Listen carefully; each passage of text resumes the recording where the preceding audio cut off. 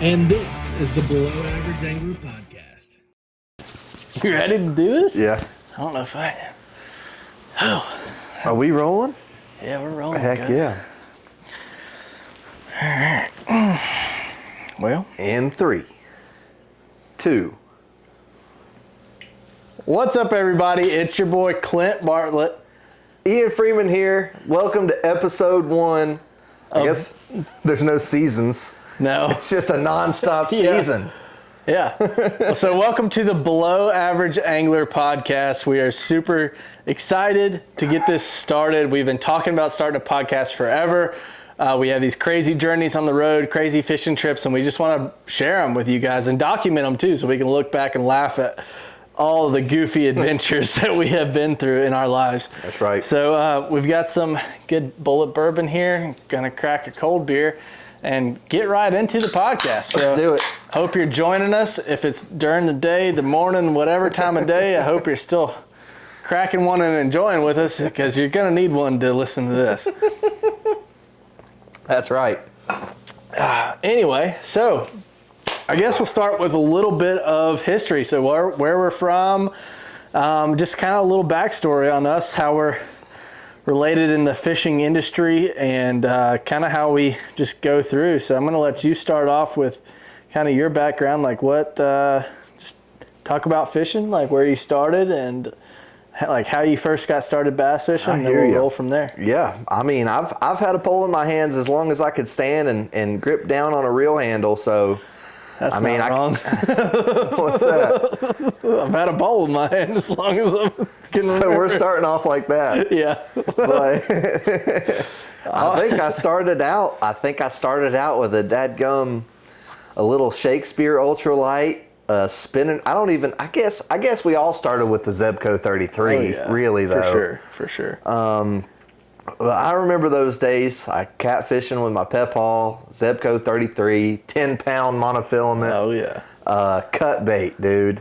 We'd catch blue. I mean, it's kind of frowned upon now if you think about it, but we'd catch bluegill and yellow perch, and we'd cut them up and throw them out there for catfish, and we'd catch big catfish down there on the Catawba River. It's a good way to catch them, though. And but I mean, ever since then, it was everything after that. From crappy jigs on that ultralight. And, I mean, it wasn't too long after that, I had a fly rod. And I was throwing, little poppers and catching big bluegill and stuff. So, way before I ever picked up a fly rod. and then as far as true bass fishing goes, I guess I really caught the bug going into college. And, I mean, it's been downhill ever since, guys. I mean, it's been... It's been bank accounts in the red and just casting my heart off ever since. But That's true. I don't know. What about you, man? When did it all begin? It all started when my dad would drag me out onto the lake. I was still in diapers. I was like two years old, and slinging a Kastmaster spoon. I'll never forget it. I still throw it. Just a little half-ounce Kastmaster spoon, and you throw it on a spinning rod. You could send it super far, and then you're just reeling it back. And I remember him getting so mad because them spots and largemouth would come blowing up on Lake Norman, and you'd be as soon as they start breaking, that's when he'd have to change my diaper, and he'd get so mad. You're lying. He would call my mom. I haven't heard this one. He would call my mom and be so mad. He'd be like, he would just shit his pants as soon as the fish start schooling. It was like he'd pull up at the hot hole. That's where we always fished on Lake Norman. It was where that water came in off that discharge, and all of a sudden the fish would start coming up, and you had to be right on top of them. That's why we like that Kastmaster, because you could sling it really far. The power plant discharge? Yeah. Cool. Yeah, and so that water would stay warm year round, and we'd mainly fish like your standard fishing season, which I do not adhere to anymore, but summertime. Like the standard like summertime procedure. Yeah. So from like April to October, kind of, and so it would always be fishing schooling fish. Like that's all I grew up fishing, was fishing schooling fish. Like we didn't drag a worm. I didn't know how to drag a worm. Not too much. I didn't know what it was, and so like my grandpa would go out there and drag a worm sometimes, but it would be like those little green worms with the two little single hooks in them. What are those things called? Like a pre-rig, like a rigged worm? A pre-rigged worm. Oh shoot, that is old school. Yeah, and so like that's all my grandpa had in his tackle box, and then so we would start out, and I remember I had a little Snoopy rod. So I probably had a couple Zebcos, but I remember vividly the Snoopy rod, and we were off the front of my grandparents' dock on Lake Norman. I think I was like 3 or 4. I was very small and not near as big as I am now. And slinging this Castmaster spoon on my little tiny, like 3-foot Snoopy rod and just get whacked. And I remember I was wearing a life jacket, thank God. And I just remember just getting pulled. And my dad grabs me by the back of the life jacket and pulls me back. And he holds me right there. And we're reeling, fighting this fish. You know the Snoopy drag, so there's no drag or all of the drag. And then, either one or the other. Yeah, it's like not the ideal situation. Long story short, get this fish onto the dock, and it was like 5 pounds. I still have a picture. I can pop it up now. But super cool. Definitely hooked me from there on. I'll never forget that. You had me beat early. I didn't find that big bass until much, much later. Yeah. But it took me a long time to get back on a big bass like that, because like I really fell out of the whole fishing scene from the time I was 10 with my dad passing. I mean, that's really when everything kind of stopped. Like we didn't have the lake house anymore and things like that. I mean, I don't want to get too deep into it. But I basically really stopped bass fishing until I was like 16 years old. And the only bass fishing I got to do was going to Pine Lake Country Club on Mondays, because it was the only day you could fish. That's right. And so we would go out there, and I just remember like slinging a rooster tail, because that's what all my buddies were catching 5 and 6 pounders on, was a rooster tail in this pond. Like, I wish it was that easy. Like thinking back, like how are we catching them on a rooster tail? Like that was just like a little spinner, and everybody would make fun of me because they're like, "Why are you throwing a rooster tail?" I'm like, "Because I catch big bass." Because that's all I knew. At that point, all I knew was a rooster tail and a Castmaster. Well, that was your spinner bait. Yeah. And the Castmaster was, as funny as it sounds, your topwater bait. Yeah, it really was. Because I would reel it across the top. And I remember my dad, I'll never forget. So the Castmaster spoon, if you reel it really fast, it makes a little wake across the top. And he would tell me, he'd be like, make it look like a boat on top of the water. And I'll never forget that, because it was like you would just skim it across, and those you'd cast it into school and fish, and he'd always be like, cast just past them, and then you'd reel it across the top, and they'd just and choke it in. And especially I think now, when you think about fishing during the summertime, I mean, that bait that they're feeding on is super small. So that Castmaster is perfect. Often enough. Because, and it was different because everybody else is walking a bait or doing whatever, I think, at that time. I don't know. That's what they're doing now. But that Castmaster was a sweet little secret that we all used.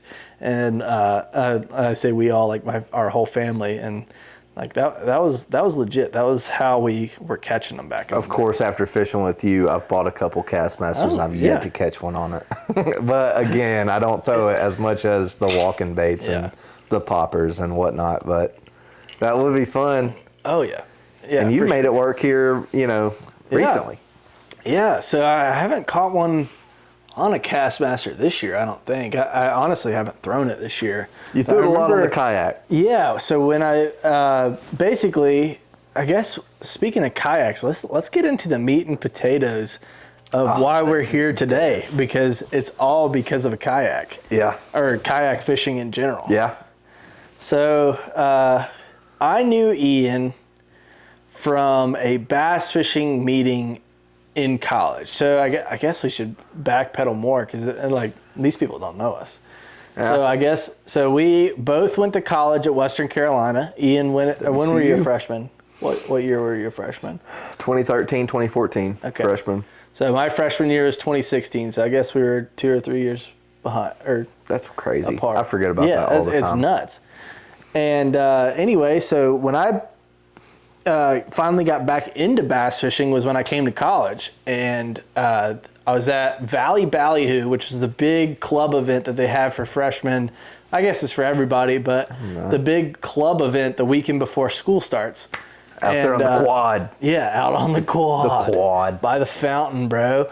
And anyway, so I remember seeing a bass boat out there, and I was like, whoa, like, what the heck is this? So I walked up and started talking to the guy. I can't remember who it was at the time, looking back on it. It might have been Jacob Boyd, I believe. And I remember talking to them, and they were like, yeah, we fish tournaments. And I was like, tournaments? Like, what is that? Yeah, what? I was 18 years old, still didn't know what a bass tournament was. Absolutely loved bass fishing. 18 years old, had no idea. And I was like, wait, you guys like fish for money? I was like, that's crazy. Like, we never thought that was a thing. It still is pretty crazy. And like, it's like, you're fishing for money? And there's so many people that still have that same mindset. That like, what? Yeah. And so they were like, so I joined the club immediately. I was like, that sounds awesome. Like, that's right up my alley. These seem like my kind of boys. And I was like, coming to a college 3 hours away from where I grew up. And I was like, this is a good way to meet people that like doing the same shit For sure. that I did. And so started on with the college bass fishing team. Fast forward, year and a half, 2 years later, I guess I might have been a sophomore. You might have been a senior. So a year later. Yeah. The summer. So your first summer in college. Yeah. Yeah, it was my first summer. Summer Yeah. after your freshman year. And so at this point in time, I'm in between boats. I had an old piece of junk center console. It wasn't a piece of junk, but had a 115 Mercury 2-stroke on the back, and Nice that thing would move. Oh, yeah. That thing would move when you got it started, and it would start eventually. What happened to that? The lower unit. I tore the lower unit out of that thing. So I'm in between boats. I find me a Wicked Sweet kayak for a good deal, and I start fishing it hard. So this would be the winter of 16. The winter of 16, I start kayak bass fishing, and you know, you're right there, water level, and you're just that tiny little bit more in touch with everything. You're right there, you're in it, you're a little bit, your feel is more in tune, and I start really getting into it, covering a lot of water. I mean, putting hours in on a paddle. His lats were shredded. Still are. Well, I wouldn't call them shredded, but they're they were sizable. They're there. And I contribute that to a lot of paddling. Yeah. And man, I'd cover miles on that damn thing. And up on Bear Lake, it's where you know, we cut our teeth. Yeah. And that's where it all started. So I'm getting the kayak rigged up. Just got it taken off of the F250, or I'm sorry, F150 with the roof rack. Man, and I lived with that kayak. It wasn't just a roof truck. rack though; it was a ladder rack almost, because it came back to the tailgate. Kinda, it was like, you know, you put the bar over the cab, and then you put the bar coming up off the bed, like that. Yeah, it was very unique. You could spot him from a mile away. Dang right, dude. The kayak did not come off the top of that truck. It stayed up there, and I mean, I was the guy with the kayak on the top of the truck. Nobody ever tried to mess with it. You left it on there all the time. No, it was on there for 10 months. Every morning I'd wake up. For 10 months, I'd wake up and I'd look out my window of my apartment. I'd be like, she's still there. You know, like, there's some good people, I guess, you know. We're in the small town, Western North Carolina. But so at least you don't have to worry about too much. We're up there, Bear Lake, up off of 281. And I hear, after going to one bass fishing meeting, I hear a voice go, Ian? And I whip around.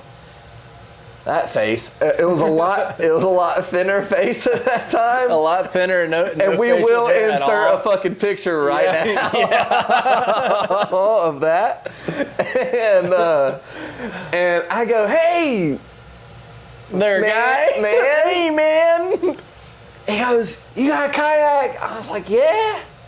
He's like, and he's got his New canoe. Yeah. It's a 12-footer? The New Canoe Frontier 12. 12-footer. That thing was sweet. My mom helped me out because I was on the bass fishing team my freshman year, and she was like, well, you can't be on a bass fishing team without a boat. I'm like, oh, sweet. Phoenix? Like, let's go. And then she's like, well, I can get this really smoking deal on this kayak. And I was like, okay. I was like, all right, that'll float, that'll work. It's got a trailer. It had a Yakima trailer. That thing was sweet. It was sweet. And so I put a... If you could back it up for shit. Yeah, oh yeah, it's like back in a jet ski trailer. You're like, and me not being around boats when I could drive. So like I said, I stopped really fishing around 10. So like I had no idea how to back up a trailer. I was just like, look in the mirror. Oh, that's the wrong way. That's the wrong way. It was like reverse, trying to figure it out. Reverse. Yeah. And so it's just like trying to get things figured out. And it was like, it was a great starting point for learning bass fishing. Cause like the first tournament I ever fished was a club tournament on Lake Glenville, which is still to date my favorite lake. And I learned what a drop shot was that day. Had no idea. Seriously? Rob Hedrick taught me that. Yeah. Had no idea. Holy crap. Hendrick, sorry, Rob. But yeah, he taught me what a drop shot was. So I was still so new to bass fishing, like really getting to learn how to fish a lake. Because I've been fishing ponds for like 2 years, but obviously with a rooster tail and a Kastmaster, you're really not that advanced in the bass fishing game. Like it's crazy. Like we look back at our tackle boxes now versus back then, I mean, they're so different in the amount of techniques and rods and powers of rods and reels and gear ratios. All that stuff was so foreign to me. Like it was crazy. And so anyway, I had this little trolling motor on my New Canoe Frontier, and it was sweet. I think that's what really did it, because I see this dude with that trolling motor. Yeah. And I'm like, you want to go fishing? He just had a paddle. From day one, dude. From day one, I'm slinging that leg. I would put a leg over from my little tiny boat over to his boat, and then he's hitting that trolling motor, and I'm just coasting along with him like hitchhiking. Yeah. And that's what we did for at least an entire year. Yeah. At least an entire year. Yeah. And like, I guess we didn't really cover it. So that day that I said to Ian, he's like, hey there, man. It was like, you want to go fishing? And we went fishing together. We had barely any clue who each other was. Dude, we if met you at a hadn't random... remembered my name, none of this shit would have fucking happened. None of it. And I was just like, that's still, I think about it all the time. It's still crazy to think about. And so we were like, yeah, man, let's go fishing. And he was eyeballing that trolling motor, you know? Yeah. And he was like, yeah, let's go fishing. I'm fine. I'll sling my leg over on your... I was spoiled. And we went way down. We went far down Bear Lake. Nah, we did. I almost remember where we went because, okay, this is really, this might be dating this. So it was right when the Teckle frog came out, the Sprinker frog. Ooh. With the bloop, bloop, bloop. Yeah. That little tail. Kitech. And I was like, oh, something in my like adolescent, super excited. I was like, this is a game changer, because I was a little bit more advanced than you at this point in time. Oh yeah, for sure. As far as just having a couple more years of being super obsessed, super tackle junkie. Yeah. I had a couple different power rods, so like I already had a heavy power rod, which was like a huge deal for me, and I got it just because what that was at that time. Well, I mean, I got it just because I wanted to see what was up with a frog. It looked like the most fun thing ever, and still is the most fun thing ever. So I made my own, dude. I would take a Booyah Pad Crasher, which we rediscovered this year. The power of the Pad Crasher. Pad Crasher Jr. So yeah, we learned about the Pad Crasher Jr. Anyhow, from Caden Snavely down in Florida. What I did with that thing is I found a huge split ring, a size 7. I remember, because I was like, dude, it was honestly the size of a dime, maybe even bigger. Huge split ring, and I would bend them hooks together. I'd slide that split ring over. And then I'd put a swivel on that split ring, and then a centering pin on the swivel, and then I would cut a swim bait in half, and I'd put a swim bait tail on the dadgum Centering Where'd pin. that quarter come from? Your floor. Nice. I stay hiding money. My girlfriend, Randallin, who I love very much, hates that I hide cash everywhere. Do you really? Yes. You hide cash? Oh, yeah. I hide it from myself. No. Yeah. Like, it's like literally like. We're going to have to circle back on this. I have like $112 in my underwear drawer right now. Somebody's going to come break in and steal my $112 now. Why? Are they trying to sniff your panties? If they can find it. If they can find that drawer, it's deep. I bet they could sniff it out.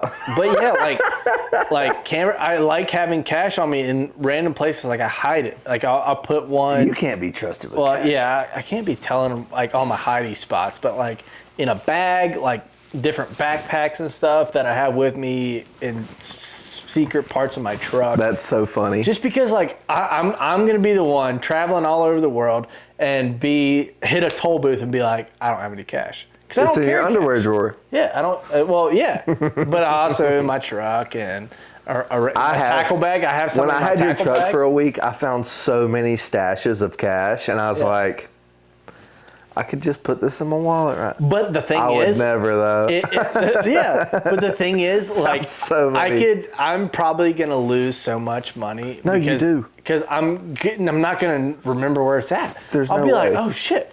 Like sometimes I run across $100 in my drone case. I'm like, geez, hell yeah. That's a good $100. day though. Oh yeah, it's a good day because you forget about it. But that's the main thing is I'm like, if I have it in my pocket, I'm gonna spend it. I need to get a hold of my finances. Dude. Sorry, Kathy Joe. That's my mom. I need to get feel for you, Kathy. a hold of my sorry, Mama. finances. I'm sorry, Mama Because Bartlett. Jesus. fishing and camera gear and girlfriends are expensive. And wives. Ian's married. I shot his wedding. Let's put up a nice picture of Ian at his wedding. Click. Is it gonna be one of these? Yeah, we'll put some money flamingo shots and then we'll put the... I should have had a lot of cash on that day. Yeah, that would have been sweet. That was a good day. Ian's, Anyhow, we're gonna circle back. Circle back to Ian's wedding being the most fun I've ever had in my life. I believe it. We'll finish that. We had a good And his time. wonderful wife, Elizabeth, is great. You want me to wipe a little of that brown off your nose there for a second? Oh, I'm not kissing ass. I'm just saying she's great, and I can't wait till we have the women on the podcast. Oh, it's gonna be dangerous. It's gonna be scary. You know it'd be good. The good thing is it's not live. Let them talk for like 20 minutes, or maybe Yeah. even a long. We'll like just let listen. them get into the shit. Yeah. No, I don't want to listen. We're gonna leave, vacate premises, Oh God, and let them just go at it, camera rolling. I don't know how I feel about that. It's gonna be bad. Oh. It's gonna be funny. You just took a At little least bit I of got an the extra good- sip on Yeah, I that. need a- on that thought. All right. On that note, I'm gonna need a quick refill. Would you mind refilling me I'll there, bring some sir? Ice. Refill. We're still rolling. I get my little redneck sprinkler frog, and I think I'm the coolest guy on the planet because I get a blow up on it, and I yanked that frog out of that fish's mouth so freaking quick it wasn't even funny, dude. That thing went whizzing past my head. My favorite thing, it was like a Transformers thing. You'd be trolling me around, and I had my leg, sprawled over the side of your yak, and then it was like, yak's disengaged, and I took that leg back into mine, and I go do my own thing for a little while. Because that was cool. We'd pull up to the same spot, and then we kind of go fish where we want to fish. Yeah, it was the shit. So it was sweet. And then we'd like regroup. But then sometimes what would suck is if one of us caught a fish and we're super far away from each other, sometimes we'd catch a fish and the other person would have no idea. We'd be like super jacked for catching this 14-inch fish on Bear Lake. Yeah, that was normally... and we'd be like, yeah! And then he's like just around the bend where he That was normally you. Yeah. One instance comes to mind, and it was when we night fished a lot out there. And we had night fish off these yaks. Super dangerous. Nobody could see us. You could be right up on top of us. You couldn't see us. No lights on these things. We'd just be out there. Yeah. It was a super tiny lake, hole in the wall lake. Yeah. Ton of walleye guys on that lake. But I remember you were way out. You were way out at the dam, and I'm still fishing like some laydowns 200, 300, 400 yards from the dam. You were a long ass way away. And I caught a good one on a popper. And I just lost that popper, not yesterday, but the day before. I just lost it. How do you lose a popper, you ask? In a tree. Gotta be. Or in a rock? There's no way you're gonna guess how I lost that popper. It was a river to sea bubble walker. Okay. The shorty. Yeah. And it had the green mouth. Okay. And the shiny sides. Yeah. Remember when I told you I broke off on a fish on a jig the other day? Zing pow. So it broke off at the reel. So there's plenty of line out, and I trolling motor up, and I grab the first thing with a treble hook that I see, pick up my popper rod, and I start sweeping, looking to grab that fluoro, and I start sweeping down, and I hook a freaking boathouse ramp, like tracks. Oh, shit. With a popper? With a popper, like 4 foot down, and I was jamming my rod down. I popped it off. I popped it off. Oh. You just pulled it off because you couldn't I couldn't get it back. I couldn't get it out. I've lost and it was dark. DT20s that way recently, but that's because it's a crankbait. But that's an odd way to lose a popper. It was lame. I had it for years, and I didn't catch a terrible amount of fish on it. Definitely no great big ones. That's crazy. Yeah, it's stupid. I hadn't told you that. No, I didn't know that. I was dumb. I'm low on my popper game, dude. I love fishing a popper. It's so chill. It's so relaxing. But it's one of those baits that you kind of forget about sometimes, and then you pick it up again because you saw somebody else catch one on it. I'm guilty for that. I was about to say, that's all you, homie. Definitely guilty for that this year. And then When did you fish a popper? When did you fish a popper this year? I caught a couple on it on Chattooga back in like April. The duo popper? The duo, I've caught some on the Guggen blooper. Okay. And I tied on the Guggen blooper, the black one. I just got that one in. It's black and it's got a chartreuse cupped mouth. It looks really sweet. But I was fishing with Michael Rezer, who is a legend, and I can't wait to have him on this podcast. That's going to be great. But we're fishing in a boat about the size of this table. And it's a great boat. Yeah, it's great. It's held up for years since I was a freshman. Fish. It's caught a ton of fish. And these fish are breaking all over the place. And I'm like, where is all this change coming from? Your floor. I really am hoarding change. And we're fishing these breaking fish on wolf, and they will not touch anything. Walking bait, we were throwing the little tiny, Rezer calls it the Super Bowl 77. It's the Evergreen SB 77.7. I still kick myself in the ass for not buying one. You should have bought them. They released them at the Classic, or Tackle Trap had a ton at the Classic. Big shout out to the guys at Tackle Trap. Love Tackle Trap. They're not Spanky. What's up, yeah. dude? What's up, Spanky? It was episode 1 and we shout out Spanky, dude. Yeah. Hell yeah, dude. I want to have Spanky on this podcast too. That would be freaking sweet. I would Spanky kill. was great. Let's talk about Spanky real quick. He hooked you up. Spanky hooked me up, big time. So we were. Are we already diving into this? God, yeah. So there's so much they don't know. I guess let's just say knows. We were at a tournament at Guntersville, it was right? Guntersville.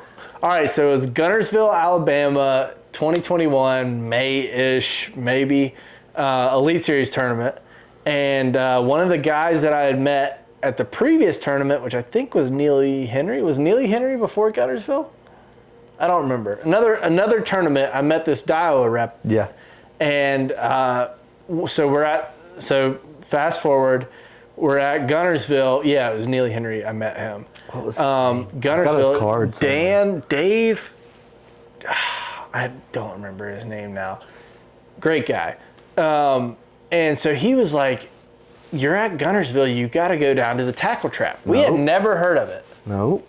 That's not what happened. Then what happened? You were working the stand. Yeah. So he alerts me of, this is, that's the Daiwa rep. And at the same time, I'm having trouble with a Daiwa Zillion HD, the 1520. It's a left-handed 7.3, and I got it off eBay. I got it for a steal. Sweet reel. It is now it's sweet. Yeah. Now it's But it was sweet when you Heckin' you sweet. thought about buying it on eBay. You're like, all right, that's gonna be a sweet reel. well, it's still super expensive. Like for me, Yeah. but as far as retail, steal.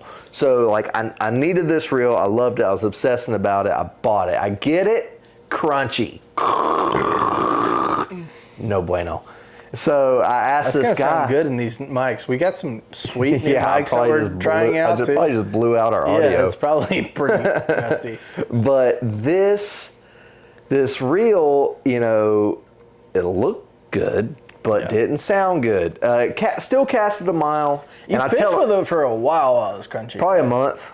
Probably a month, Okay. and it was the casting that was crunchy, and you can hear it in the retrieve.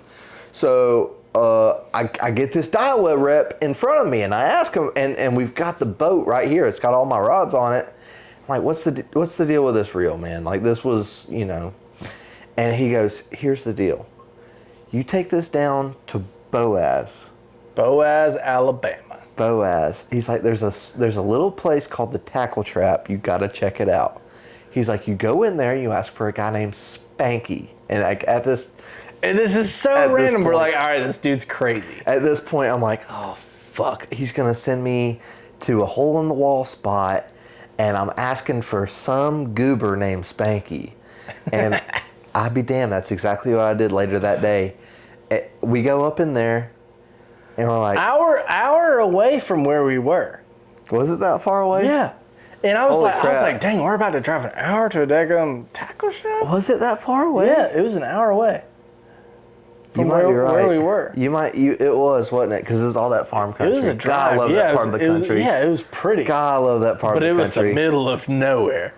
And we pull up to this spot and we're like, okay, this is the tackle trap. This is kind of Tackle cool. Trap, baby. And then we're What's up? still hesitant.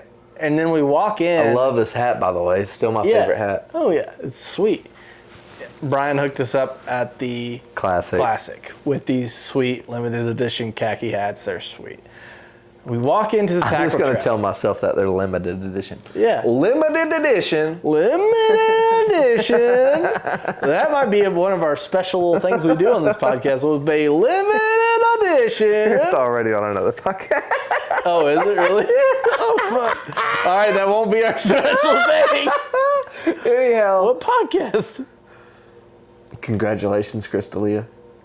Oh, He goes, limited edition. It's the greatest. I love It's great. Chris. He's cool. Anyhow. Dang. We walk up in there, and I literally, first thing out of my mouth, or other than, how y'all doing, is there a Spanky here? And I hear, who's asking?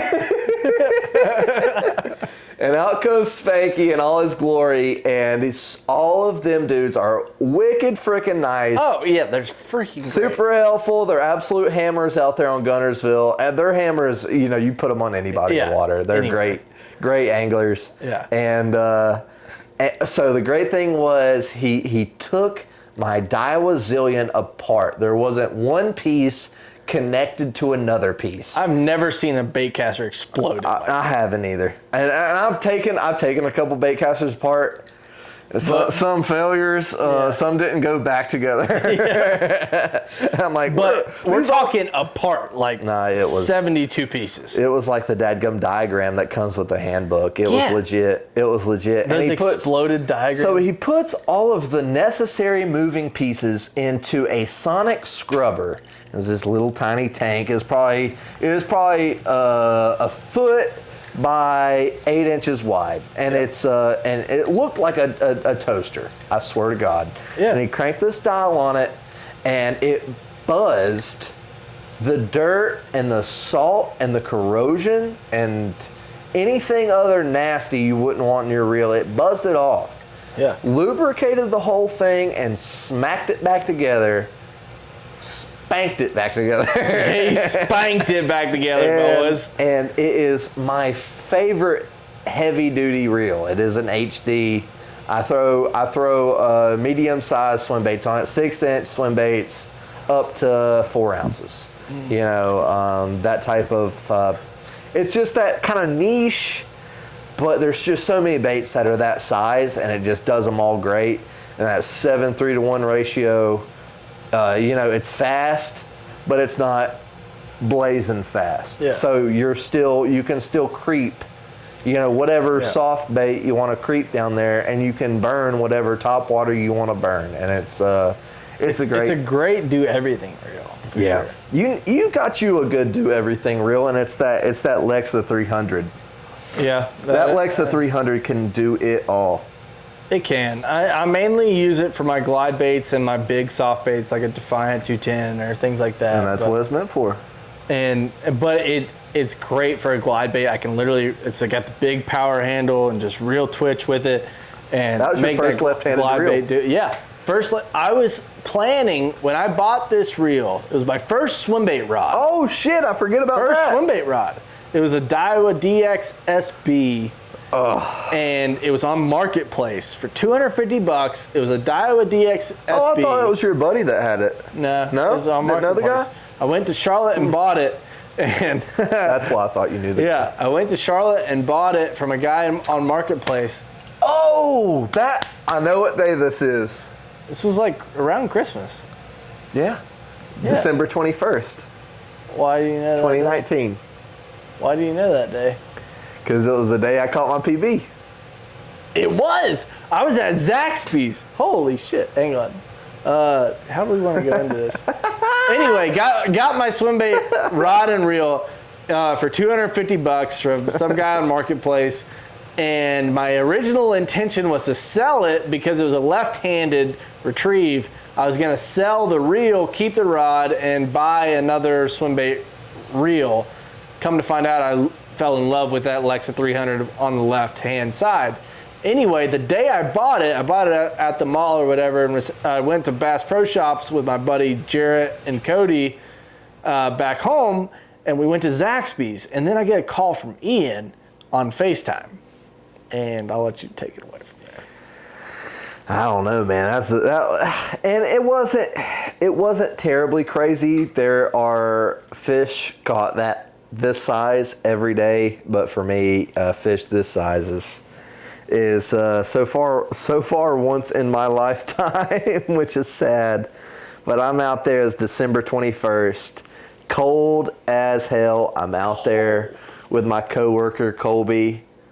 What's up, Colby? If you don't watch Shout out to Colby. You better be watching this podcast. Don't watch this, you suck.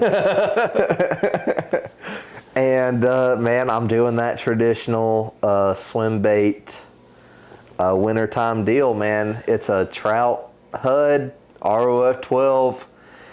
I got my boat beached up on land, and I'm bombing out to deep water, and we're fan casting this great point a little deeper.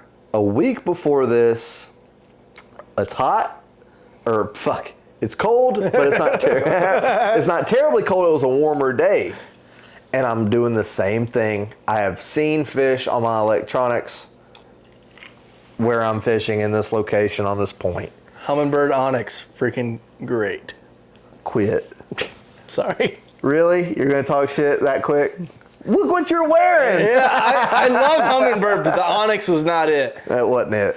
Not it. Continue, sorry. Week before this happened, I get a giant bass, almost get me wet. Get your mind out of the gutter. Sounds a little raunchy. Don't be nasty. Kind of like it. It literally smacks the water up onto my boat because I pull my HUD out of the water. And I'm creeping this thing all the way until my line is straight down off my rod tip. And then when I realize that the HUD's right here, I pull it out of the water. This fish turns around. I'm like, okay, we're on to something. There was the fish I've been looking for, and it just gave itself up. So I'm beating the hell out of this spot because I know that she's there. I know that a fish capable of eating that bait is on that point. And it was just a cold, cloudy day up here in the mountains. And I got Colby on the boat with me. I think we might have hit one spot before he ran to this one. What's he doing? Oh, he had a really good winter throwing a half-ounce swim jig Really? with a Kitech on the back of it. Okay, that's where I got Kitech. Creeping. Creeping. Like a HUD. Just Yeah, like so a not HUD. Gunnersville swim jigging. We're like We're like North Clear Carolina. Mountain Lake We're North Carolina swim jigging jigging. in 30 foot of water. He did catch all of his fish on that bait in 30 foot of water. That's Yeah. funny that you say that. He caught all of those fish in 30 foot. So we're out there. It's funny. It's the first time I've ever thrown it. I've got a float and fly. But I'm Clint Bartling the hell out of this float and fly. It's just out there. Nobody's holding the rod. The rod's sitting on the boat deck. I'm really bad to do that. If I'm not in a tournament, I'm just fun fishing. I did it today when we were out on the water. It's worked Literally so many times. Cast out a bottom bait. Today was a Ned rig, for example. You've done it with a Kitech a bunch? I've done it with a Kitech. Like cast out a Kitech, let it sit there and pick up like a big moving bait or a topwater or something. Yep. And then I go to pick up my rod that I then laid womp. down and it's like Womp. Heck yeah. really bad for doing that when I'm not fishing a tournament. I'm not mad about it ever. No, it's a Until random one of your fish rods gets snagged into the Yeah. water, I will never say a word about it Yeah. because I think it is just like the cat's pajamas. Because like the main thing is I'm like, okay, I'm marking fish. Let me drop this down here, search for fish out here. And then I've got this little dude doing what he needs to do down yonder. Yeah, God, that was redneck. Welcome to North Carolina. not mad about it. So I'm doing one of those, but with a float and fly. But it's staying out there. I mean, you know, what? I probably got a 12-foot leader on that float and fly. And it's just chilling. So when you say float and fly, are you talking like an actual fly or what? I'm actually not familiar. Seriously. I've heard the term float and fly, but It's kind of an old school deal. It's kind of like I know about it from. is it like a dry fly or what? No. It's a hair jig. Okay. Hair jig. They just call it a float. I guess because of the ring, it rings well. Okay. So it's a cork. I use a sliding cork. Not What the fuck all are you fishing for on Global? Crappie? bass. Bass. It's a with float and fly? big time summer. It's a wintertime technique, and Learn something new every day. that's why we're doing this. Yeah, That's why exactly. we're doing this. Exactly. So it's so you get a fly and it's weighted exactly like the hair jig I was throwing today. It's got a lot of weight in front of your line tie, right? Yeah. So when it's just sitting there straight down off that float, it's sitting horizontal. Mm-hmm. Well, if there's any type of a ripple, Does that? Okay. the slightest ripple, So are you tied off to a bobber? Or a so I strike do- indicator, as the fly fishermen would call it? I do a slip cork, crappy fishing deal. Okay. So you get a bobber stop, and you can set your depth. You had a float and fly in your boat the day that you caught your PB. Yeah, in the water when I caught my PB. That's crazy. Isn't that funny? That's cool as shit. The I thought. thought it was funny. In the winter, in the middle of the winter. That's when you throw it. You just said it was a great summertime bait. I meant winter. Okay. I misspoke. Okay. It's a great winter bait. It's a do nothing bait. It's good when you know there's fish there and you know that they can't get bit or they won't bite anything else. And it just sits there.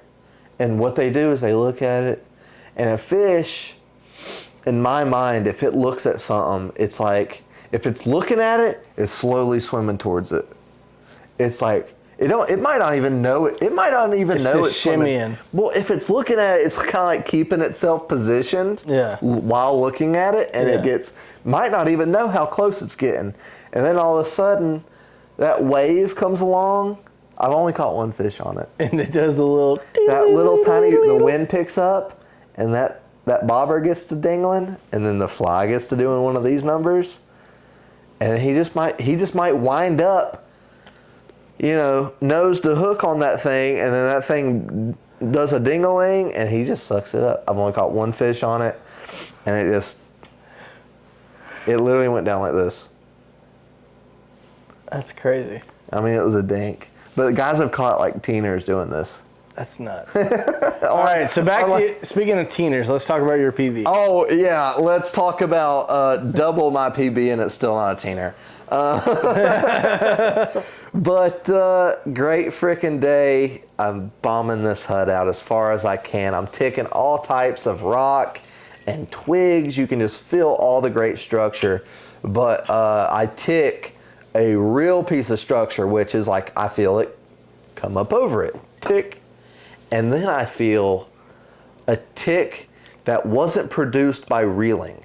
And if you've ever thrown a HUD and you've ever gotten bit on a HUD in the wintertime, fishing it, what some people will say traditionally, creeping it, you kind of know what I'm talking about. Every time I've gotten bit on a HUD, it's been the exact same bite. It's been that bite that you didn't do.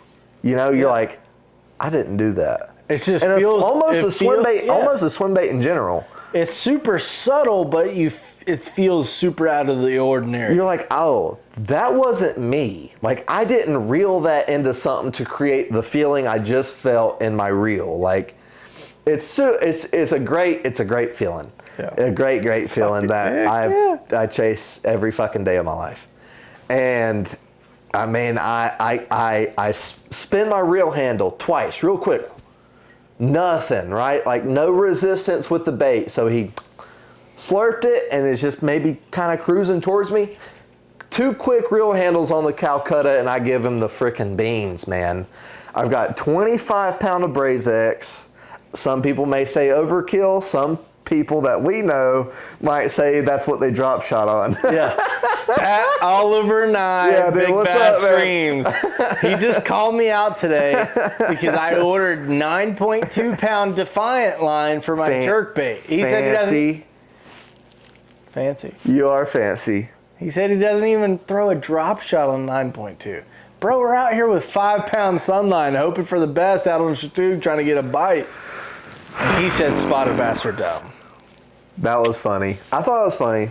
And it's coming from a guy from SoCal. Like, those big-ass spotted bass out there are not dumb. That's North California. Sorry. He's done it. I know he's caught those big spotted. he's I definitely caught don't. big I don't know that for sure. I've never seen a video with him with a big spotted bass. I know he's at least caught like a 5-pounder. I'm sure somewhere you could do that right down the road. That's true. Oliver and I's badass. Don't let us get You can get catch wrong. you can catch 7s and 9s and 10s out in Northern California. Really? It's been done. Oh, spots? The world what's the world record now? 12? Like 13? 12? 13? 12. Tim Little held it for a while. It was like 1082. And then it got broken by Cody Meyer, and it was like 11 something, and then there's like a 12. Does Cody Meyer fish elite? I don't think so. Or not elite. He's a opens. I've definitely seen his name somewhere. Have you really? In the tournament scene. I would love to meet him. I would say opens. I'd like to meet him. I've watched a lot of his from videos. California? Yeah, he's a big California guy. He caught it on a shaky head and 10-pound Tatsu. Tatsu. Tatsu's some Speaking good shit. of Tatsu. No, come on now. Okay. We'll talk about Takumi Ito on another podcast. Yeah, there's We plenty of time. love Takumi Ito. Love Just Taki. leave it there. Anyhow, grind. It was funny. I reeled on this fish so hard that it pulled my boat off the bank, like off this like gravelly beach. Why don't you talk about the boat that you've got right now? I'll talk about my boat right now. I've had that boat for going on 4 years. It's a sweet boat. It is a sweet little boat. So I've got my Tracker Pro 170 with a 40 horsepower Mercury. It's up on the bank. That's why we buy aluminum boats, isn't that right, Clint? Heck yeah, I'm trying to buy one right now. I hear you. Financing is a But- pain in the butt. But I reeled on this fish so hard with that Calcutta, pulled my boat off the bank, but not so far off the bank that I couldn't bank flip this 6-pound bass from my boat. I wish I was there to see this. I do too. I wish I was I'm there. real, and I see it, and you never breach the surface. But real, and I just reel him up onto the bank, And Hang on, how'd you get onto the bank? jumped. Honestly, Jumped off the boat? dude, adrenaline. I promise you money. 6 to 7 foot. I jumped like horizontally from the boat to dry land. I didn't get wet. And I you didn't think get a about an drop. aluminum boat too. When you go to push off, how much Yeah. it slides off Yeah, in the water.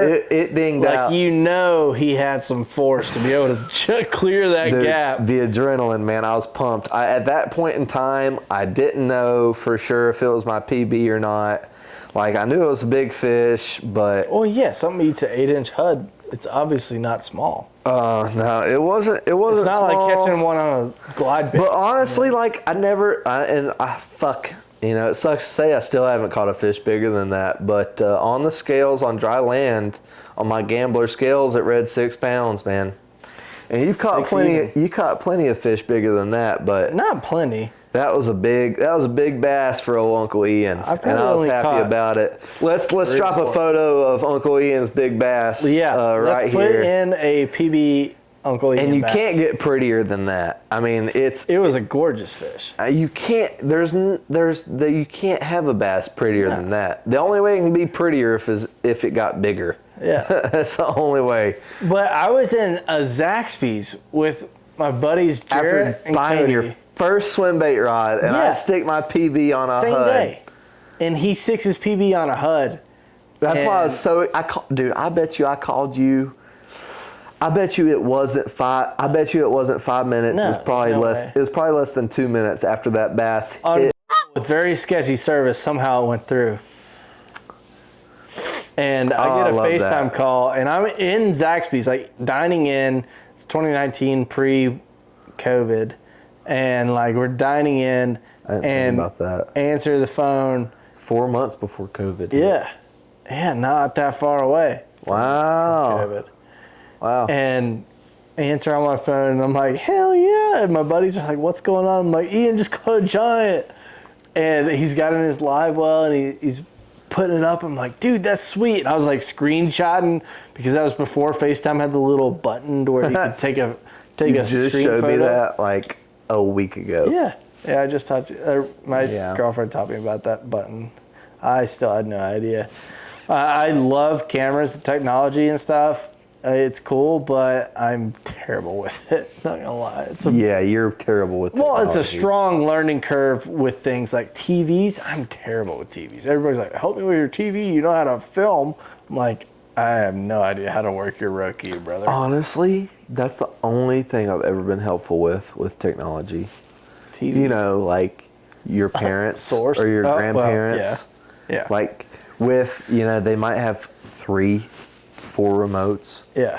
and somehow I can Yeah, see, I can I'm be not like good with the multiple. somehow I can be like, listen, these 2, you don't need them. There's You don't always need 2 'em. remotes you don't Yeah, need. yeah. Holy shit! You don't need them. But that was a good day. That was a good day on the water. Yeah, It's one of those. 6-pound largemouth is not one to shake a stick at. Like, that is a big fish. I haven't caught. When's the last? November was the last time I caught one, and that over 6, and that was my PB. It was 8.4, 8.6, somewhere. Just this past November? That was last November, and that was flipping hydrilla on Choke Canyon, and would never went to Choke Canyon if it wasn't for Clark Winlet, Elite Series Pro, telling me and Paul Borg that Choke Canyon was a good place to go fish. And so we had to drive to San So Antonio to do this thing with Black Rifle Coffee Company, which is a company we both work for now. We can get into our work history sometime, maybe in this podcast, I don't know, maybe the next one, we'll see. But we had to drive to headquarters in San Antonio, Texas, and then we were like, okay, well, if we have to drive to San Antonio, we live in North Carolina, Might as well fish while we you're might there, as well right? go fish. So we took Logan Stark out from Black Rifle on Choke Canyon, and He was with you when you caught Yeah. your PB? yeah, I did not know and that. I was flipping grass, which Paul Bork taught me how to flip grass on Gunnersville 2 months before this. Literally 2 months. Had no idea. Never flipped grass, never flipped hydrilla, nothing. Let me stop you. And what was What was some of his learning points? I'm curious because you haven't the really told me biggest too learning much about things was- Gunnersville and flipping. The biggest things was learning grass. So learning Okay, what the you're different flipping. the different Yeah. types. Okay. So the learning flipping. So you learn what hydrilla looks like, learn what coontail looks like, you learn what eelgrass looks like, and then you got like duckweed, which is the stuff on top. I like and, that. And then there's a couple other things. I like the duckweed. A couple other things that are key factors. I but like the- saying duckweed. duckweed. Duckweed. It probably sounds kind of cool in this mic, Anyway, Duck, duck, so duck. you learn about the different types of grass, but the biggest thing with the grass is that when you find a mix and you find where coontail meets duckweed meets hydrilla, and you find that mix, that's where those fish are. Because they like the diversity in the grass, but then they also, the other biggest thing that I learned from Paul, which I believe he learned from Gerald Swindle, they're tight, was pull up to a mat and you listen to it. If you don't hear anything, it's a dead mat. Popping. But if you hear the little popping, snap, crackle, pop. the Rice little bluegills. Rice Krispie treat, the little old Rice Krispie old crustaceans, them little, not the crustaceans, the crawfish are not making a pop on top. There is no crawfish pop on top. What do you mean? There's- That's why you punch there's- with a creature bait. Well, yeah, you do punch. That's crazy. That's funny. You're listening for the bluegills, but you're imitating the crawfish. You're not imitating a crawfish. You're imitating a bluegill. That's true. Anyway, so Oh, I had that's funny, rigged though. up. The crawfish shooting up off the bottom and Yeah, just to smack the top of the water, just to take his claw and like. His little claws are just pop, pop, pop, pop, pop, pop, pop, pop, pop, pop, pop. So you listen for that mat to pop. It's a fun image. It is fun. Pop, pop, pop, pop, pop, pop. So you're listening for that craw to pop on top. And that's huge. Anyway, so we were flipping hydrilla mats that were 12 feet deep. So your typical hydrilla That's mat's nuts. like 3 to 6 foot hydrilla mat. See, I can wrap my mind around that. Yeah. Which is Dropping normal. a I big mean, tungsten yeah, down 6 foot. Yeah. A 1 I ounce can- tungsten. So I was 12, bro. But 12 foot, we were deep. It was flipping these deep mats. And I caught one that I barely even caught because I didn't even realize I was hooked up. It was like flipping, and I was like, where's my bait? Where's my bait? Where's my bait? It was the first fish of the day. Where's my bait? And I was like, oh, well, there he is. And it was a 3-pounder. And I was like, Nice. oh, dang, Choke King's got some good fish in it. It was a 3-pounder first fish. Like, that's big for us North Carolina boys. I was like, dang, 3-pounder, hell I yeah. wouldn't say big, but that's a healthy bass. It's a good bass. Don't you down talk old NC bass fishing. I'm just saying, there's some, Hey, it's rough. It's it some gets tough rough fishing. sometimes. And then Because there's so many dudes fucking fishing for the same damn fish. yeah, it's tough. And then so we run over to this other mat, and I'm flipping, and Paul gets off the front of the boat. So I went to the front of the boat to run trolling motor, and Paul had like a business call or something. He was sitting in the driver's seat of the boat. I will never forget this. Sitting in the driver's seat of the boat, I flip into this mat that looks good. It's like a good clump of hydrilla. It's hot. It's November. Flip in with a 1 ounce. I was throwing a Strike King Rage Bug, I think. Was it legit just a 1 ounce? 1 ounce. Just a 1 And ounce. 12 foot. Yeah. And so like I'll be shake it at damned. the top of the mat, it punches through, and then I'm throwing it on an Abu Garcia Of course. Vengeance. I know the And rock. then I had the Shimano, it's my deep cranking reel now, but it was only like a 6 to 2 to 1. the Metanium DC. Titanium DC. And it literally like on the way down just goes cuckoo, and I see Oh, it. that's so I see sick. it in my line, and I just like reel down and just set the hook as hard as I could. Oh, that's bad. And then it just sets the hook back into me. And I'm like, oh God. That's and then so I awesome. finally get it out of the mat, and I'm going to pull it up, and I was like, okay, this is a good one. And Paul like looks up from his phone and is like, yeah, that's a good one. And he's sitting in the driver's seat, and I like basically like boat flip it over to Paul, and he just lips it, and he goes to lip it, and then he grabs it with 2 hands, and he's like, okay, and then throws it into the boat. And I'm like, dang, that's like a 6-pounder. And he's like, yeah, more like an 8 or 9. And I'm like, no, really? That's awesome. And then we put it on my Rapala scale. Awesome.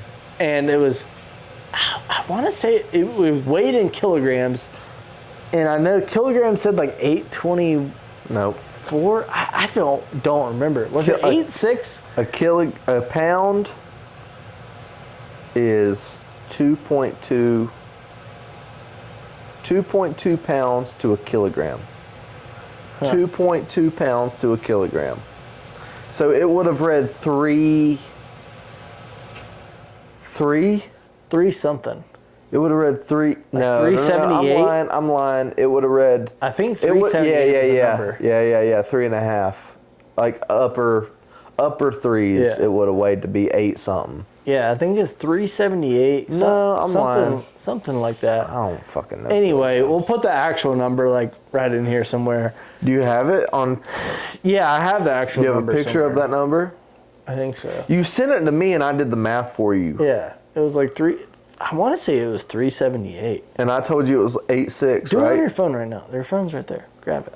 Meh. Just type in 3.78 kilograms and see what that comes out to in pounds. Here, 3. We don't have a producer to search this kind of stuff for us yet, so we're looking, we're trying, but it's still our first podcast. 8.3. 8.3. What comes out as That 3.7. sounds right. 3.78. 8.4, or 8 pounds 4 ounces. I thought it was 8.6, I but thought you it would was know better than 86 me. too. Maybe it was. No, it wasn't 88. You sent me the number, and it's It's somewhere. We'll pop it up. 2.2 to a key. Anyway, Paul landed this fish for me. Thank God. Thank you, Paul. Thank Thank Paul. you for teaching me how to flip grass, first of all, and putting me on 12-foot hydrilla mats. And Remember yeah, when you were punching 15-foot hydrilla mats on Rodman? Like, you don't remember how deep it was all matted and we were like 15, 20 foot? It was all matted up. We were going was through that this. actually punching it or no? Yeah. We both were. I had a Rodman. 1 ounce. I had a 1 ounce on that swim bait rod, the green one. Yeah. The Genesis, and you had a 1.5 on your actual, like, flipping rod. Yeah. And you caught a couple. You probably caught 3 or 4 fish flipping that day, and I caught shit. You actually picked up my rod that had the 1/8 ounce tungsten on it with the paddle tail, the beaver bait, whatever. And Rodman, Florida. Okay, I don't know why I was thinking of road hiss. And no. I was That's like, funny, what road grass hiss. mat? Rodman. Rodman. Okay. I remember Rodman. Harris now. Chain. No, it wasn't Harris Chain. That was Palatka. That was St. John's River. St. John's. Fuck. Yeah. Yeah. Sorry, St. John's. I was definitely on a brain fart on that one. I think I did too. I was thinking about Hickory. We I was like, fished I don't Hickory. remember Lake Hickory. Hickory. That's where Ian lives right now. Is Lake Hickory. Fuck Hickory. It'll get good. It's a tough Caught my fishery. PB spot on Hickory. We'll drop that picture right here. Also on a HUD. Boom. I need these pictures. Hopefully, I Hey. have them. Drop the mic. You can't drop it when it's clipped to your collar. Oh shit, man. All right, where We've had a good. Where were we? We have hit about 18 different stories. Yeah. And man, it's been good. See- Just kind of fiddling past this past. We're already at 1 hour and 5 minutes. Let's go for 1:30 and call it. Yeah, sounds good. good. Sounds good. What do we want to get into? Oh shit, man! I don't know, man. Should we get into? Well, we've covered like- both of our PBs, which is good. Yeah. Mm-hmm. PBs are a good intro topic. Yeah, for sure. Let's Talk about how we met. Well, let's brush up on today's trip. Today's trip. Yeah. Okay. So we went out on our favorite lake that we have fished together. Ian lived 2 minutes from this lake for 2 years. How long Yeah, did you live there? 2 years. 2 years I lived right up the road. I mean, Lake Glenville. if I could throw a football worth anything, I might be able to get it wet from my house. But Maybe. now in the wintertime, you could see it through all the trees. We were way Yeah, up that's on the true. mountain. And so Lake Glenville is an amazing highland reservoir, and it has largemouth, smallmouth, and they feed heavily on blueback herring, bluegill, and yellow perch. And Big blueback herring, too. big blueback herring and big yellow perch. Like them things get. Yeah, those yellow perch get to like 2 or 3 pounds in Glenville. Dude, I didn't catch one that was 2 pounds, but I caught one that was 14 and a half inches, and it ate an underspin, and a 1/4 ounce underspin, a Kitech 3.3. Heck Actually, yeah. that's out of 2.8s. But anyway, Is that these the one fish.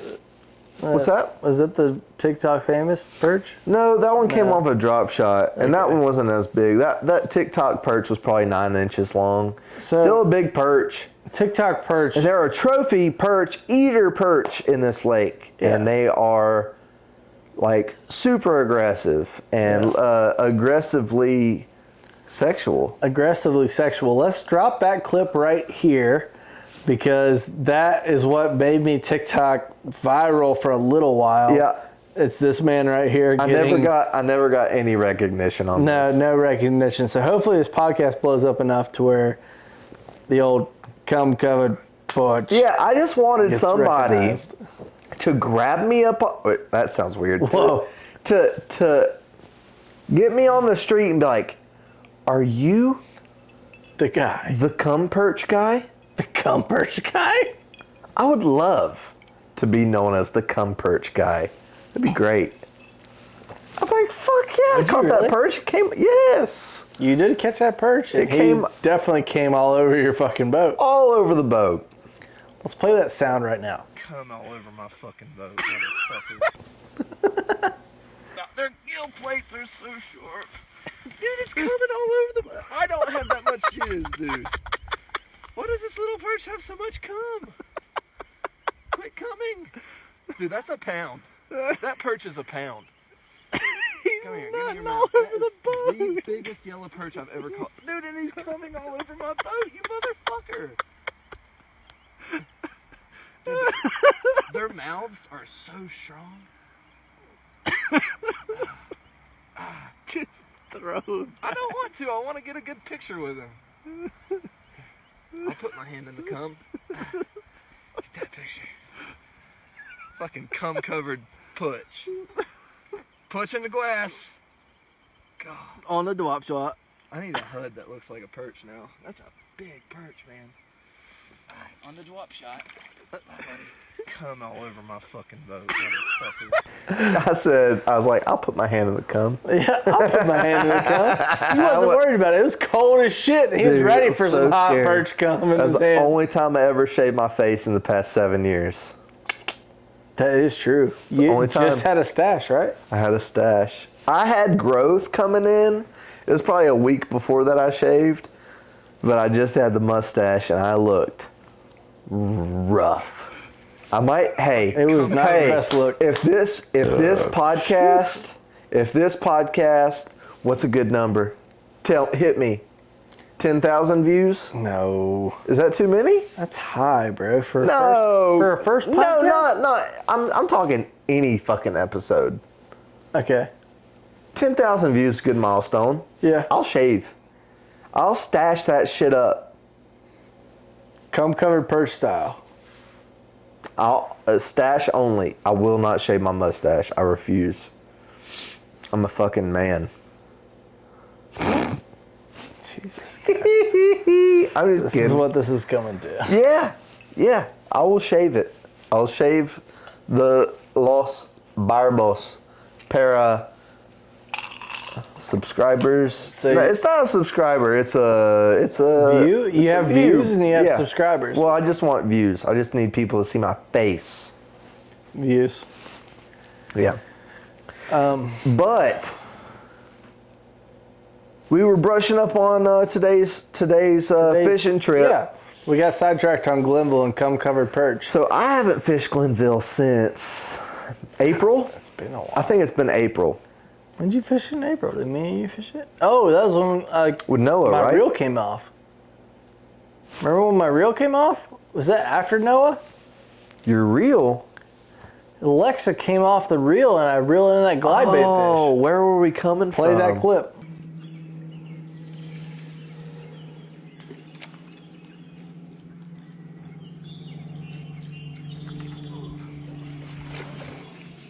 Oh, my reel came off. My reel came off. You still got it real. Holy shit. What in just happened? We got our first Up. fish. Clint. Dude. What? This is why you buy That it. was a stud move. Ladies and gentlemen, we caught our first Glenville bass. It's 9:21. Somehow Fish in the boat. we landed it. No idea. Reel came off. That was nuts. But we got our first fish. It's not huge, but I'm super stoked about it. Where are we coming from, though? We had just came back from a trip. We just got back. Neely Henry, maybe? Some shit Maybe like that? Neely Henry, maybe It was like springtime. Yeah. It was like a great time. And April, May-ish. I got so skunked. Oh, I got so skunked that day. Because I was stubborn. I threw the I Clash. just caught two. I threw the Clash 9 from sun up to sun down. Yeah, you did not let that thing go. That was our 16-hour day. That was our Oh, yeah. we were out there at the crack of dawn and before. We were out there at dark. Yep. And we left after dark. Yeah. Now I went and got us a pizza in between, didn't I?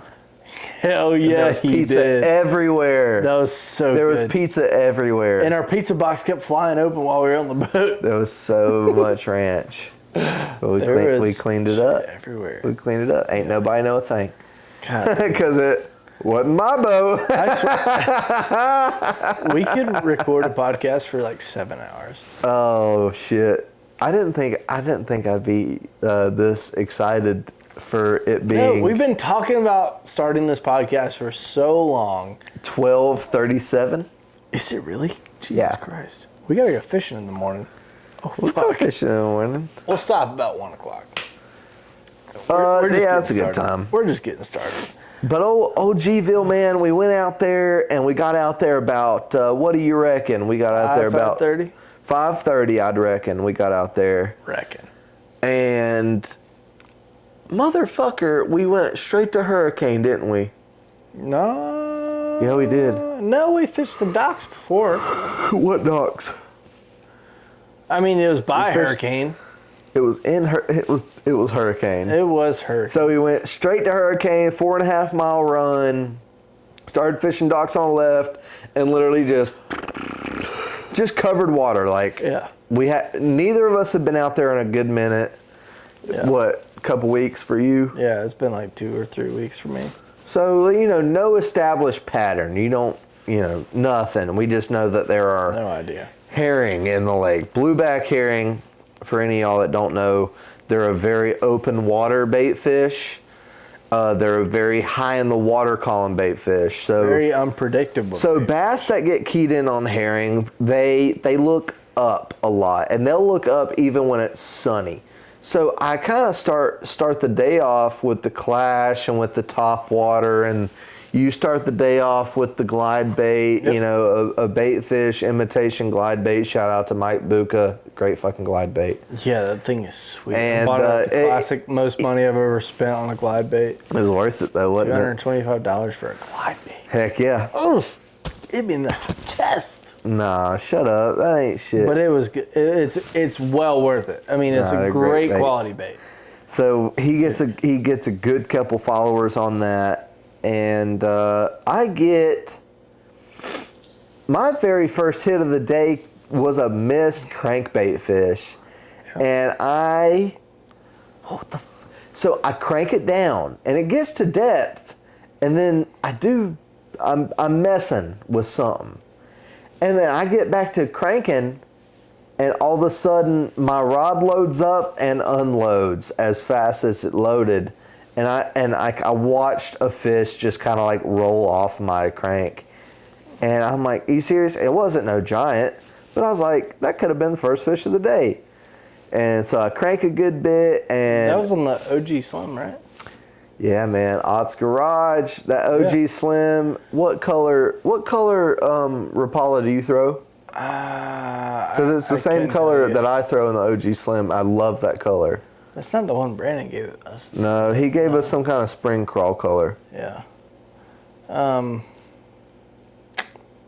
It's I a don't green know gizzard shad type deal. Yeah. We might as well just call it. There may be a more specific name, Yeah, it's some but type it's, of herringy green shad. it's a white belly. It's got a dot. It's got a green back, and it looks good. It looks like a herring. Yeah. If a herring is in water that has a green tint. Yep. It's that simple. It looks like a shad. If a shad is in water that has a clearer water with a green tint, I mean, it looks like bait fish no matter where the hell you're at. Yeah. And it's a great color. And I throw it in the OG Slim. I got a DT16 that I keep on the boat. And Clint uses a DT20 like a square bill. I like to throw my DT20 in sub 20 Anywhere. depths. It works. I watched through a brush pile. I watched a 3-pounder fall out of a brush pile today. Yep. Every time I tell Clint that his methods are Silly. yeah, he ends Silly's a good word for ends up hanging a lunker in my face, so I tend to shut up now. I think, is it time to tell him about the wacky rig that I used to throw? Nah, nobody needs to know about that. But now that you brought it up, back in the day, Tell him. in the OG kayak days, Kayak days. maybe you got bit so much because of the sink rate. Maybe. So Clint used to throw a Gary Yamamoto Senko with a 3/0 octopus hook. Yep. Or was it a 4? No, I think you had 3. 3's big enough, right? Yeah, 3 was what I threw. Dude, it was huge. Can we tell him what you threw it on? 20-pound mono. 20-pound mono, yeah. Oh. Got bit, didn't it? Yeah, it You got a did. couple 3-pounders I on was it. skipping docks with the 3 Dude, that was when octopus. that was when a 3-pounder was I was like, you caught a 3-pounder for real? Yeah. Every time you'd hit me up, like when we were like just Yeah. getting to be boys. So if you guys stalk my other YouTube channel, which is now Clint Bartlett Fishing, it used to be Bartlett Outfitters. No, you didn't. Yeah, I changed it. I just changed it like last week. Yeah. It's not Bartlett Outfitters anymore. It's Clint Bartlett Fishing now. But yeah, I changed it for Bartlett Outfitters because I don't outfit anything. I'm not a guide. I'm not like, yeah. I finally changed the Bartlett Outfitters. That's a jaw drop on I'm the inside. so butthurt right now. Ah, Dude, you can't just go and change that. I've got stickers, man. I know you got stickers. I've got literally 2 stickers. Yeah. And they're big. Yeah, they are large. I mean, And I didn't pay 3 by 5. I didn't even pay anything for them. I'm so upset. Yeah, it's I'm not not Bartlett going to get Outfitters too hung anymore. up on this, but I'm a little butthurt. A little butthurt. Okay. You didn't even tell me. I guess I didn't. You didn't. You just went and changed it. Yeah. Like I didn't even have a say in the matter. Like it wasn't even my YouTube channel or anything. Yeah. Damn. But if you go back on what is now Clint Bartlett Fishing, Clint Bartlett. previously Bartlett Outfitters, which sounded cool. What's up, guys? It's Clint from Bartlett Outfitters. So he is over here. God, Yeah, and bum. you can see me actually skipping docks with the 3/0 circle hook, octopus hook. It was a Same thing. octopus. and a Senko. So it was just a couple degrees off a circle hook. yeah, Octopus hooks are the shit. very close. But I was catching them on it. Not gonna lie. Out of that kayak, skipping docks on Bear Lake, catching 14 to 15 inch fish. Dude, for a while, and I mean for a while, my PB came off of Glenville on a, what do you call it, a flick when it's a weighted wacky rig? Do you call it a weighted wacky rig or a flick shake rig? Not a flick shake. What's a flick shake? I've heard that term. I guess a flick shake's like the ball-headed wacky rig EWG hook. It's got like the little. It's got a weed guard. It's That's like exactly a what it ball was. head, like the little. That's like, exactly weird little curve. I'm trying to do it with my finger, but it's like that's the weird, exactly what it was then. Yeah, it's a weird little. But it was gap. a weighted wacky. It was wacky rig and You could buy them at Walmart. at the culvert. At the culvert? Yeah. Really? My PB came off of that tree that I always got those followers out of and never could get, like they'd bite it, but I never could get them to hook up. Yeah. My PB came out of that tree for a while. Damn. A while. I was with Adrian. Well, It was like an 18-inch fish. It was a good one. heck yeah. There's a picture of it on my Instagram. Somewhere, we'll drop it right Let's see. now. We'll drop it if it's there. But like through the progression It's not there. of Bartlett Outfitters, there's many videos that I posted that was like new PB.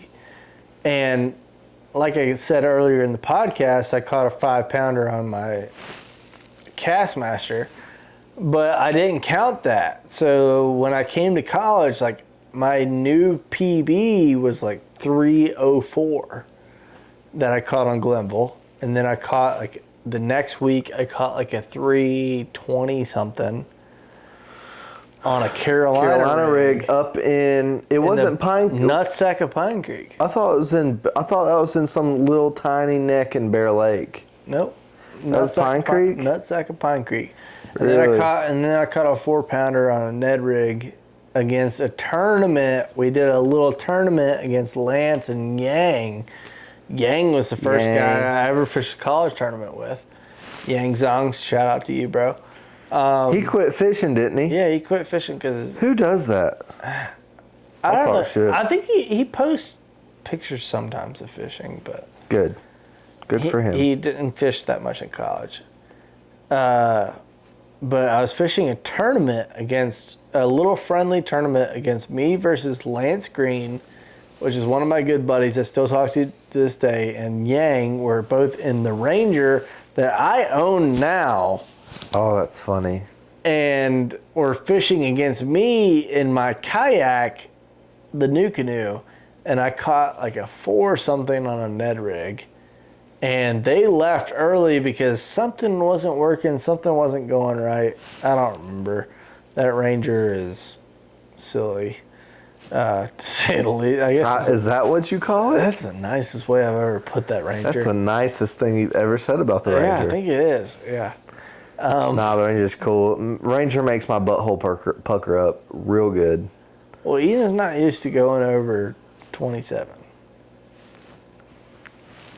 So anytime we're in the Black Rifle Coffee boat or the Bass Cat Any boat. or Any boat that has more than a 40 horse more on than the a 40 back. horsepower, Ian's over here like, I do exactly. get back, That's a son. really, really good. Me with white knuckling the little oh shit handle that I have over here, and then normally I have a handle on the side of my seat, and I normally white knuckle those when I'm not in the driver's seat because I'm not used to going 65 miles an hour. Or anything over 30. Yeah, my boat, if I'm cooking on some glass, it'll go 29, 30 miles an hour. Those damn coasters kind of suck. They're sticky. Dude, that's funny though, man. You got a 4 something on a Ned rig though? Yeah. What lake was that? That was Bear Lake. It was Bear? Yeah. Nice.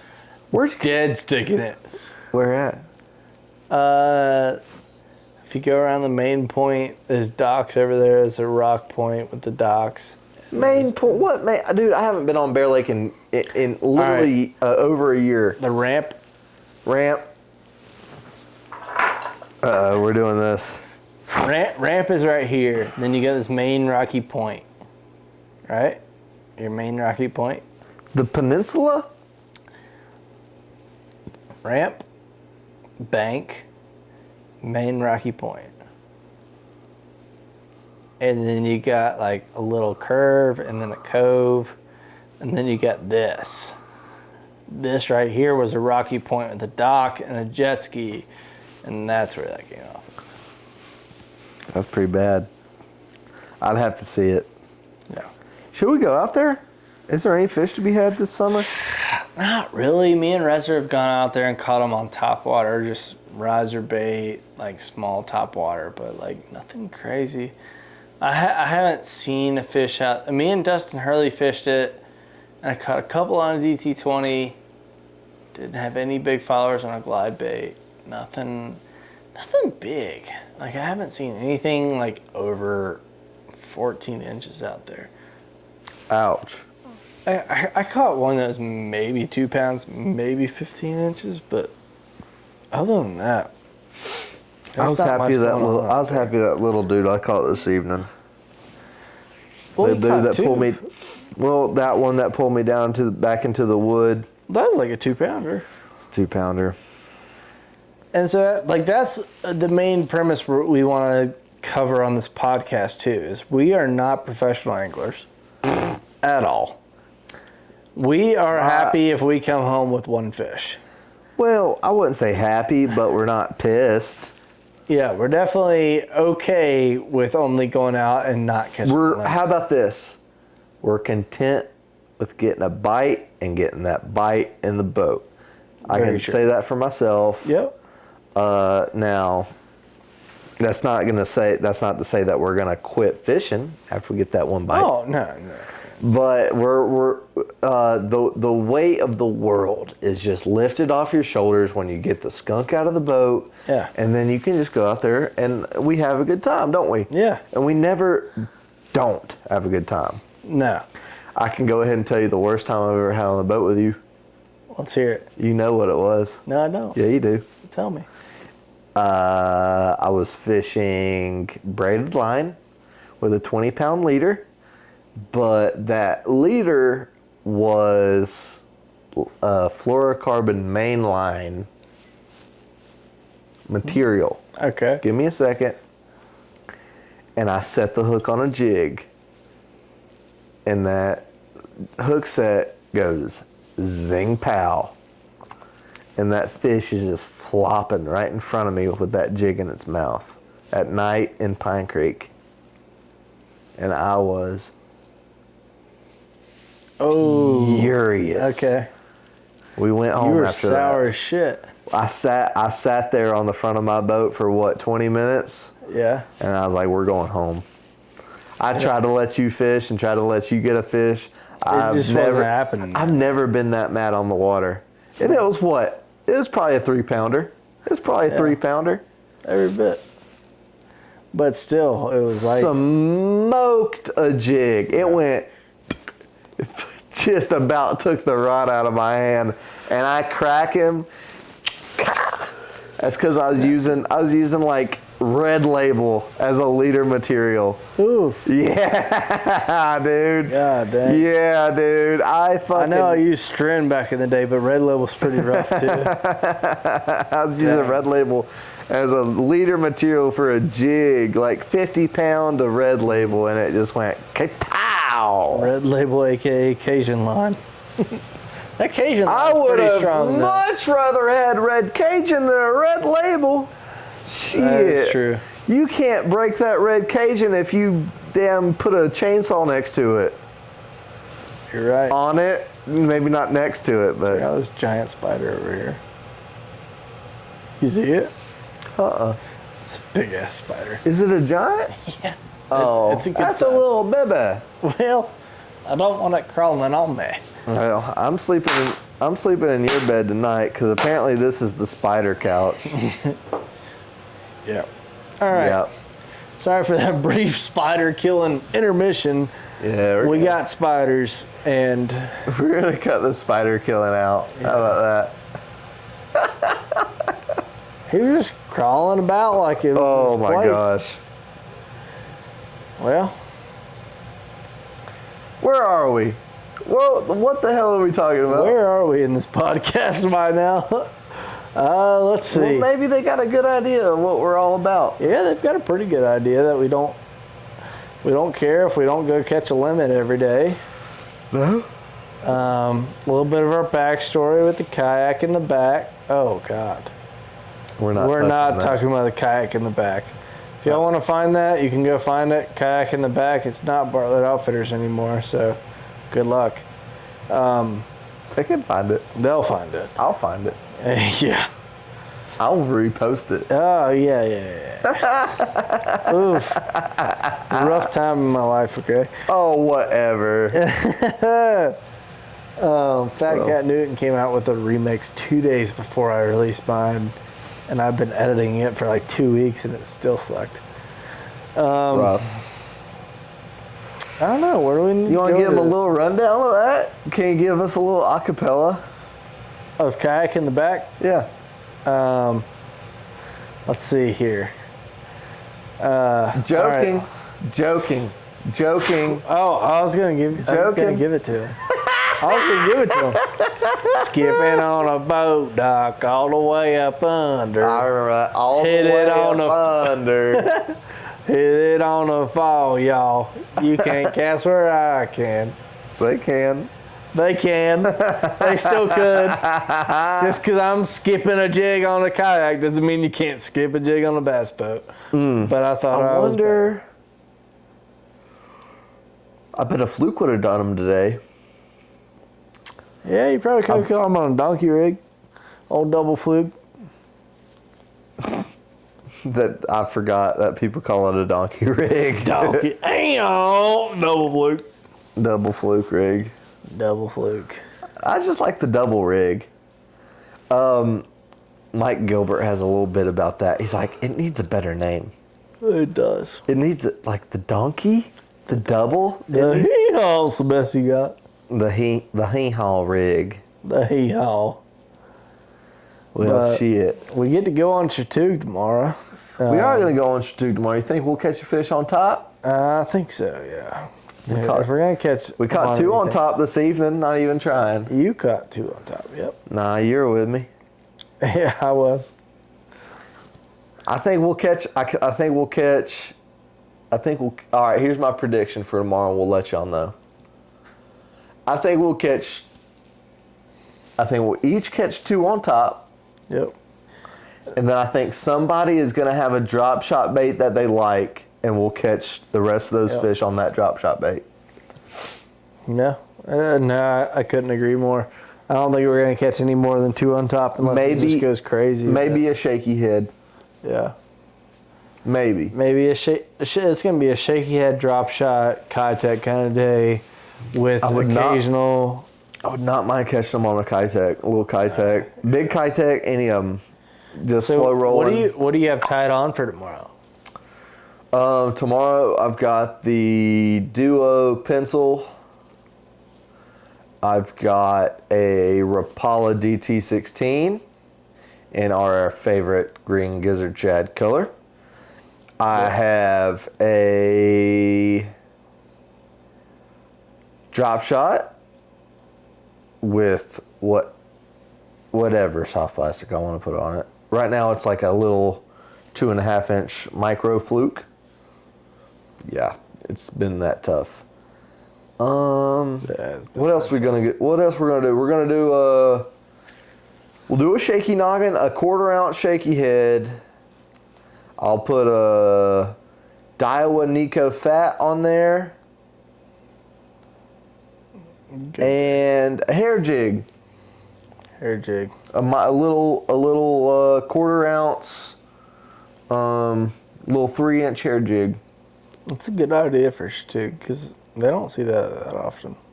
Well, they're about to. Yep. What about you? I'll be throwing a DT20 on my cranking stick. It's been the money lately for me. Haven't thrown Longitude yet. I can't this argue year, with that. So I have no idea if they're going to react to it or not. They didn't like it on Glenville today. They did like Which it I was surprised. Glenville 2 weeks ago. I caught 3 on it, but which isn't that much. But for a below average angler, that's a lot. And what else am I going to tie on? I'm going to have me a mop jig, old Davy Heights special. Shout out to Davey. Shout out to Davey. That's a whole nother story for a whole nother time about me not knowing what a mop jig was. Or me knowing what a mop jig was and not knowing who made the mop jig. Be sitting at a dinner table eating a steak with Davey Height and not realizing that he was one of the largest parts of the We'll touch on that on the next episode. Next episode. We'll leave you all to think about that one. Be throwing a mop jig. Be throwing... What else do I have tied on? I've got a Duo Realis walking bait, the Pencil 110, I think it is. Yep, it's the 110. Fatter one. Yep. And then what else did I tie? I had one more thing. Might have been like, I think I might have a Ned rig on right now, but That wouldn't be bad. Probably throw a shaky head though. Well, if I got a shaky head, you throw a Ned rig, and if they eat one over the other, well, that's the best way to do it in my mind. Definitely divide and conquer out there, ladies and gentlemen. Yep. Divide and conquer, talk about it. Share your ideas. Comment if that's a possibility on whatever format this hits. Yeah. And man, just come back, be clicking on us, checking in, seeing what's up, and we'll be sure not to disappoint. How about that? We're all here to talk about bass fishing. That's the main thing. All fishing. Yeah, all fishing. Yeah, we're not opposed to... Dude, if you got that bluegill juice, don't be holding out on us on that bluegill juice. We want to hear about it. Drop a comment about the bluegill juice. Drop a comment about your walleye guys and your musky mongrels. Yeah, good luck getting any information out of the musky mongrels. Well, yeah, it's fucking fishing 10,000 casts, and I had one follow to the boat in St. Lawrence. I was about to shit my pants. Oh yeah, you're gonna rub that one in my face. Well, it never fucking ate, so it never ate the boat. Never hit the boat. We appreciate y'all tuning in. We're gonna get off of here and have a couple more adult pops. Adult beverages. Tune in next week, and we'll have some quality shit talking for y'all. Yeah, for sure. It's been a blast, and I think this podcast rattled off nice and easy, nice and smooth. And I can't wait to see where podcast number 100, how smooth and fast it rattles off, because this is number 1. It's gonna get shaky. Numero uno. Numero uno went pretty This is the first one. And I hope it's not the last. I know it's not the last. It's not the last. There's so many more to come, and I'm so excited. And I hope you guys are excited for the rest of them. I love this shit. I love it already. And if we have 5 years or we have 5 million, we don't care. We're here. We're going to produce the content. We're going to put it out every time. So, without like it or not, we are not the best anglers in the world. That's why we are calling this podcast the Below Average Angler. Because we are satisfied with going out and catching a couple fish and having a good time.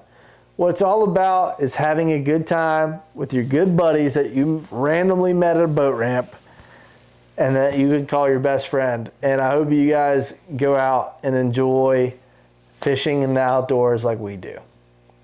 And on that note, love you, buddy. love you too, man. Y'all get out there, catch them. Go catch them. And peace out. Woo. Woo.